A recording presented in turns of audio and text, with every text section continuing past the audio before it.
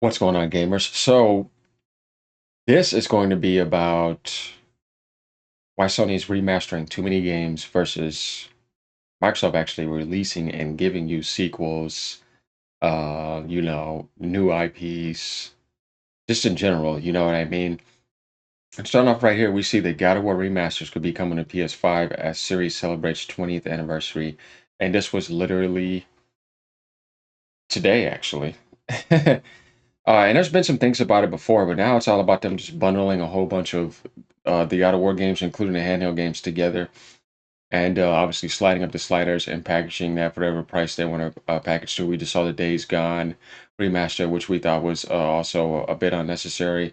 If you wouldn't have forced them to not be able to do two and then choose the live service, we would have been able to.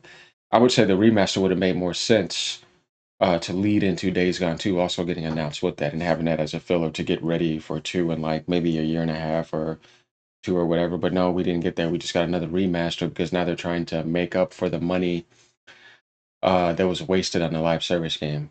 You know what I mean? And hoping that PC players actually support that, right? But going to the God of War remaster, we see down here in this comment section, it says remaster console. That's all PlayStation 5 is now. Such a shame. It's going to be the 2018 that gets remastered.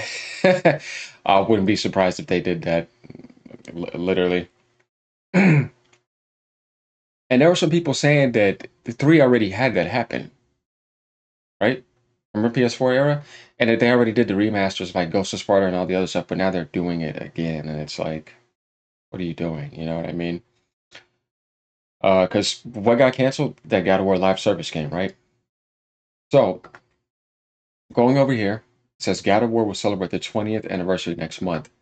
As an inaugural game in the storied series first launched on PS2 all the way back on March 22nd, 2005. But yeah, but we had that PS4 era, PS3 as well. It's almost certain Sony will mark the occasion in some way, and some fans believe ports of Kratos' classic Greek escapades could be imminent. Currently, only God of War 3 Remaster can be played on the PlayStation 5, with the first two PS2 games and its PSP counterparts restricted to the original platforms and PS3 remasters. But you could already max the games out. This is just them trying to make more profit off of the base because they made stupid mistakes. So you want to milk your base more with remasters. That's what you're doing. And anybody just trying to defend that is just being a blatant fanboy. I mean, because you could already play those games. A remake would have been more plausible. Writing on Blue Sky connected Giant Bomb journalist Jeff Grubb said, I think those God of War remaster rumors just jumped the gun a little bit. This stuff will happen closer to the 20th anniversary. We're going to get into a video too with MBG talking about certain things with that and remastering, and I'm going to fill in some blanks as well. So, we're far from done with this video, so stick around for that. Let me see what Grubb said right here on the 21st, just 2 days ago. There are a few days Sony could approach this. It could re-release all 4 of the missing games as part of its PS2 and PSP emulation efforts, with upscaling and save states. That means they'd likely be available as part of PlayStation Plus Premium. They'll do something with it. Something like that is going to happen. But my thing here is like, there's nothing wrong with this stuff as a surplus benefit if you had the right game balance going on right now. But it just all crashed and burned. So now they're just finding quick ways to make quick profit off of their base. It's kind of weird because you notice like when these companies mess up, they seem to want to punish somebody that didn't make the stupid mistakes, like their base, and in the layoffs too, where it's like you're the one that denied to get the Days Gone 2 uh pitch. Now you want to do a Days Gone remaster? It's like in a video I was talking about recently, Sony's vision is being so poor in the leadership this generation, and it's been like that a while. They even, if you guys didn't know, I don't know if you knew about this, but God of War on PlayStation 4, which is considered God of War 4, I guess if you want to say, which led into Ragnarok. Sony said the series was done and it had no value basically. Back then, Cory Barlog said, "I want to prove you wrong." He did, and look what happened. That game sold 19 million, and you have the PC sales and all that too. But at the end of the day, still, if it was up to Sony, the series would not. We wouldn't have that God of War for PS4. We wouldn't have Ragnarok because they said it was done. I don't know if you guys know about that, but you might want to look into that because that's a very real thing. It's crazy, huh? Alternatively, it can bundle all of them together and release them as some kind of remaster collection. While Sony has been criticized for leaning a little too heavy into re-release as of late, because it's called a fill in the blank, they don't know what to do, it does make sense to make those original games available on modern hardware, right? So now let's go over to MBG's video and let's get into this a little bit, all right? Basically what Shuhei said, he said that, if you want more of these bigger AAA games and these single player games and they're your favorite type of games, remastering and remaking games, a lot of times remastering games is an easy way for studios to take certain parts of the development team that are not working on a particular part of their new game rather than just sitting there and doing nothing. They work on that, and it's just basically easy income for easy revenue for the studio. And also, it's there for people who want it and there for people who maybe, um, haven't played the original. And I think it's like, That's the only thing I can see being possible, but like if it was already if 3 was already on PlayStation 5 to play, we know that, right? Along with the other ones being remastered on a PS3 version, and that was pretty much available on the catalog. I mean, like I said, it's pretty much maxed out anyways. The only thing you could do is just turn off some sliders a little bit more. It's like grabbing a PSP game that was on like PS4 and then trying to max it out on PS5. You can, it's already maxed out. The only thing you're gonna do is just add in just some more features. So at that point, it would be probably more plausible to put it on Plus as a catalog uh, increase. Definitely, 3 was already remastered, and you can play that already. Other than that, yeah, like you said, easy money, right? Because we made mistakes, so let's just make some easy money on our base. when people see remasters and remakes, and I understand why people say this. They're like, well, why don't you just do a new game? And it's like, because you have to look at who's doing the remaster. You have to look at who's doing the remaster and why they're doing it and really think about how many developers are working on that remaster. You're not looking at all of Naughty Dog remastering The Last of Us Part 2. It's probably a very, very small team of devs Yeah, at Naughty Dog who currently don't have much to do. So rather than making them redundant and possibly laying them off, they're just going to give them that to work on. They'll release it. It's something from Naughty Dog. It's there for those who want it, and there'll be a $10 upgrade path. And it'll allow the studio to create create another revenue stream while they're working on things like Intergalactic and The Last of Us Part 3. But I understand why a lot of people aren't going to view it that way, and I get it. Poopy Snoopy with a super chat says Sony's main strategy for game preservation is to make people buy games again that they already own. I wish everything would just be backwards compatible. Yeah, I mean, it is kind of the unfortunate.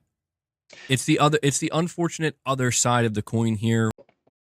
that's what Microsoft does. That's what you can do on your PC. It's like I said, they're just trying to make more money off of their base. And talking about what I talked about earlier, let's just look at this real quick. Do we see this? Right, we know this came out already. This came out. This came out. What's next are these games. But the point is here is this is a faithful next gen remake on Unreal Engine 5. That's how you do it right there. Right? You see what I'm saying? This is a new IP. This is a new IP. This is a faithful sequel. This is an amazing game coming. That is a sequel. Right? That is a sequel. That is a sequel. That's a new IP. That's a new IP. But even though some of these are on Game Pass that are other people's games, but most of them are Microsoft's games. But you kind of get what I mean here. They're actually giving you real video game sequels.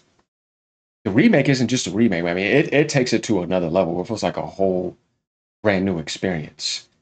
And they're making better decisions. Same thing with Psychonauts 2. Remember that? And we know Gears E-Day. That's another sequel. Sony's not doing that. Days Gone sequel should have happened. Big time. This lineup that they have is amazing. Where I do think we can expect things to be more, like in terms of backwards compatibility, I think we can expect that to be normal going forward. We've seen it normalize this generation with the PS5 essentially because, everything's backwards. Everything that was on the PS4 is backwards compatible on the PS5. And it's interesting because it's like I see people bringing up the fact that if you want to play Days Gone, you can just play it right now. The PS4 version on PS5, it's probably not going to be that many differences. And Or play it on PC maxed out. All they're doing with the PlayStation 5 version is giving you settings that are available on PC. That's slapping a $10 price tag on it. See, look, just listen to me real quick on this. The Days Gone 2 pitch that got denied also pissed off the Days Gone base. That game sold over 8 million copies. If I wanted to make that up to that base, I would say here's a free remaster real quick. Just upgrade this. We got some for you. It's on the way. They don't look at their base that way. I try to tell people, look at the way Sony looks at you. That's your mistake. That's not the fans' mistake. They wanted Days Gone 2. Sony Ben wanted Days Gone 2. That was Sony's mistake. And now you want to charge me money for it? And in other parts of the world, they're charging people $15 for that. And you got to buy the game or buy the game. You know what I mean? And if you don't have the game, if you have the Plus version, since you always subscribe to Plus, you don't get that upgrade for free. You have to actually go and buy the game. So you could have beat it already and wanted to kind of do that. But you kind of get what I'm saying here. It's like it's just these tactics that are just not really respected because it's not pro consumer. and come on, boss, you're being bad. It just say it. And You it's know what I like, mean? yeah, that's true, but I don't know, man. The market kind of speaks. You know what I mean? Like people are pre-ordering Days Gone remastered. Don't you do it? I will escort you out of this room, boy. You're interfering with the conversation.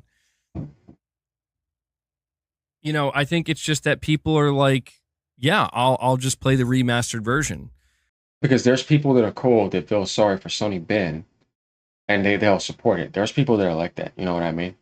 They want to support that IP. They want to support that continuity. They don't want to really support Sony, except the fanboys. But the thing is that everybody knows we could have had some gameplay for Days Gone 2 by now. And I won't deny, I'm looking forward to playing Days Gone remastered. I miss that game, I got the and I platinum. don't know. It's one of these things where it's like people continually complain about remasters and remakes, and I understand why. But it's important for the people complaining about it to understand that no amount of complaining is going to change the results. And the results are Sony is doing this and their studios are doing this. I wouldn't say that because of how much people complain about Days Gone 2 not happening. And then the live service canceled, and then now we got the remaster coming because they realized, yeah, we do need to do Days Gone 2. Oh yeah, I wonder why. I said their vision is just poor. This And because people are playing these games. Like they're rebuying them or they're upgrading to them and they're playing them.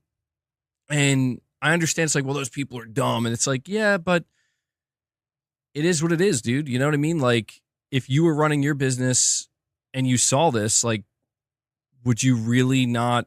And the great irony here when talking about backwards compatibility, the great irony is that the games that are not backwards compatible are the ones that people want to see remastered. And Sony's not doing it. That's the greatest irony of all. That's why it's interesting to talk about these God of War games in a collection. It's like people want to see SOCOM remastered. People want to see Killzone remastered or Resistance or Slide. they actually would rather have a remake than a remaster, and they'd rather have sequels. You know what I mean? But yeah, they'd rather have that over the stuff that just happened because they didn't get anything. A lot of this generation is wasted. But no, they would rather have like a next gen iteration, like Microsoft did with Ninja Gaiden, because it just refreshes it for the modern era that's used to what's in front of them. It's just the way that it is. Cooper or Infamous. And Sony's just not even touching those games. And so there actually, for a lot of these games, there is no path to play them on modern hardware except maybe through streaming, through PlayStation Plus Premium or something. And I think that's just a great irony when we talk about remakes and remasters that, yeah, man, it's true that people are supporting these modern remakes of like, yeah, Horizon Zero Dawn remastered, $10 upgrade path, Last of Us Part 2 remastered, $10 upgrade path. Here's Days Gone. It is a bit too much. I admit that. Even Yeah, because it's like you're buying another fixed PC, right? Like if I went to upgrade my PC right now, whatever games I had, I would just be able to slide up the settings. It's the same thing, but what are they doing? They're not doing that. They're putting a price tag over it. Microsoft gives you the same thing because they know like No, you're just upgrading your console PC, AMD PC, right, with a console label on it, and here's the full backwards compatibility support. It just takes care of all of that, all the way back to original Xbox. So if I did do something, it's not going to be that. It's going to be like a remake or something. You see? Even as somebody who's not like, I'm not like that offended by them. I'm like, whatever, dude. For like, do the remaster if you want. I get it. It's probably minimal work. $10 upgrade path, cool. Even I feel though, like, yeah, it's a bit much. Like people see Good. like 4 games remastered that are all more recent games, and it's just the natural tendency is going to be this feels like it's too much. But Yeah. Do we know how many games consistently keep coming out now? With the Nintendo Switch 2 around the corner too, and how many already are announced, even on Xbox alone. Now the stuff coming from PC. Like there's so many games. Nobody wants to look at remasters of games that we already beat. Like it doesn't feel exciting. It doesn't. It's like you're not moving the needle there is a certain reality in the behind haystack. why Sony is doing it that I think some people maybe overlook, at least to a degree. Navager is saying Yoshida is lying about the remakes funding a sequel. No, he's not lying about that. No, Yoshida is not lying about that, Navager. It's you have to understand that, at least to my understanding, we have to understand that these studios are expected to produce certain results for Sony. Sony lets these studios operate mostly independently. They give these studios autonomy. They let them make their own decisions. not Jim Ryan. And one of the more dangerous things, yeah, they have targets they have to hit, there are expectations they have to live up to. And if they don't, it can be bad for the studio. You have to understand that these studios sometimes fear redundancy. They do fear, like, Yeah, of are we course. overstaffed? Are we going to have to be hit with layoffs? Like, what if we don't hit our revenue targets? What's Sony going to do? Like, they have to worry about that stuff. And it's not as simple as, it's not like Sony's going up to them and saying, you are going to make this remaster. Like, no, it's just these studios come to the, If they wanted to do Days Gone 2, and you say that they give them that independency, why wasn't it done? It wasn't. And then they're on the live service, and then that got canceled. Now they're doing a Days Gone remaster to make up for that. Like I said, Sony is punishing. They'll punish for a mistake that they made. That's their mistake, so they need to make up for that. So what they want to do is they want to put them on that when they could have been happy making Days Gone 2, and then they want to charge their base. See, they're punishing them and their base. Can we see that? Right? Here's a $10 price tag for my mistake. Make the remaster to make up for that. So I'm the one that denied Days Gone 2.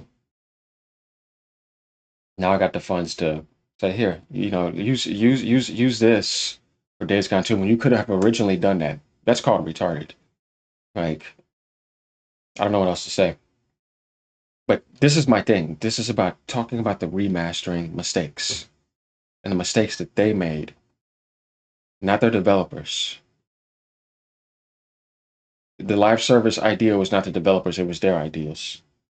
So I'm not sitting over here trying to make it seem like they're all giving them independent, not like get out of here with that. They could have been working on actual video games, and it's like I said, if you had vision, you wouldn't throw your whole legacy off the railroads for something that did not put you in that position. You were not ever talented for live service. You did what you did: hardware manufacturing, third party vampiring, then locking third party games to your device or trying to call it second party, doing that, and then making single player cinematic experiences. All of a sudden, throw all that off the rails for all live service, and you're okay with that? That's just sounds like stupid leadership. And then now a bunch of remasters because you decided to make stupid choices and say it was all okay. Yeah, that's Sony's fault. That's the developer's fault.